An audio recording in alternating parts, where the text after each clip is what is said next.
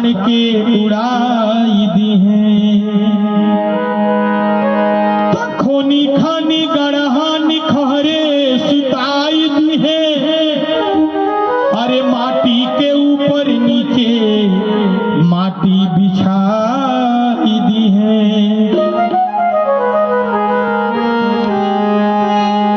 तो टोलवा परोसवा के लोग बटुराई सब संसार के लिहाज तनिका लोर ढरकाई दी है। कि सबका से आगे आगे बेटवा दौड़ के 5 बेर घूम मुंह में अगिया लगाई दी है। वो दिन जीवन के कहानी समाप्त हो जाई, लेकिन बड़ा अनमोल जीवन बा। आओ प्रभु के दुआरिया हो, छोड़ा माया के बजरिया हो। आओ प्रभु के दुआरिया हो, छोड़ा माया के बजरिया हो। आओ प्रभु के दुआरिया हो, छोड़ा माया के बजरिया हो। भक्ति भाव करला जबले, भक्ति भाव करला जबले बनल की जवानी बा।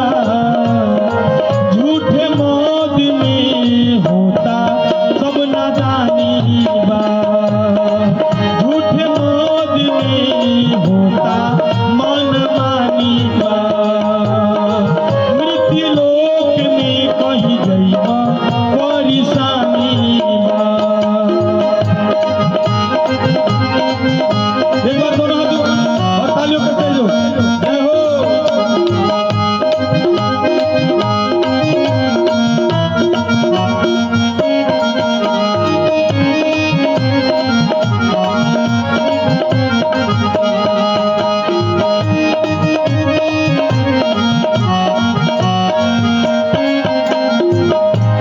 बतिया संहतिया ना बुझता रहो, दिन रात दुखवा से जुझता रहो।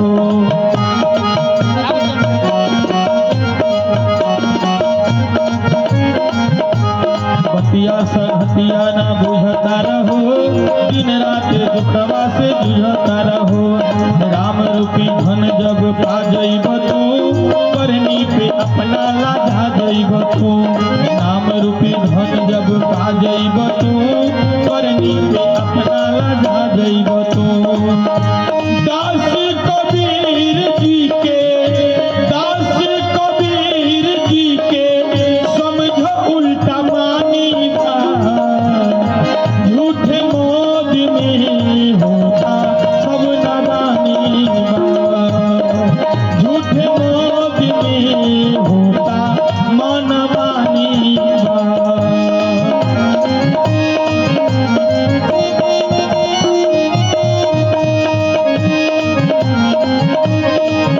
फिर आपकी गाली ठंडी पड़ गई, दोनों हाथ ऊपर, क्या बात है।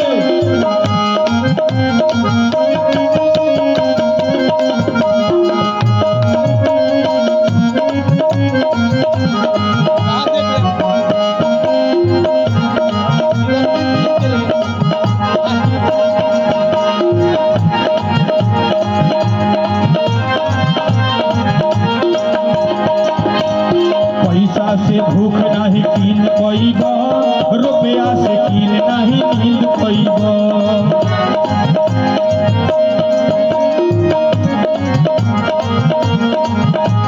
पैसा से कीन नहीं भूख पैब, रुपया से कीन नहीं नींद पैब। प्रभु के शरणिया में सुख बाटे हो, दुनिया में चारू ओरी दुख बाटे हो। देहिया पर गुमान कइलो, देहिया पर गुमान कइलो, ई तो आनी जानी बा।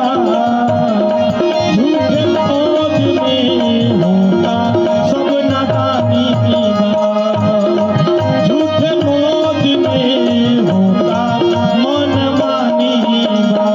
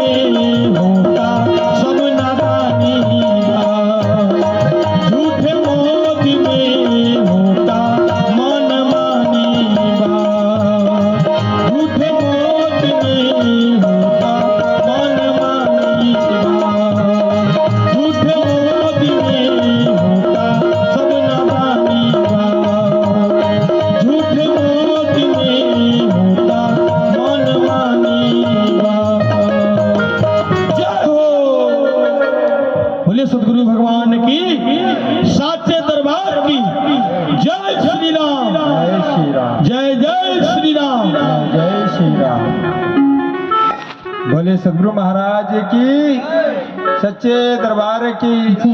ऐसे नहीं भैया, जोरदार आवाज होना चाहिए, सबके हाथ ऊपर, कोई भी ना छूटे भाई। नहीं है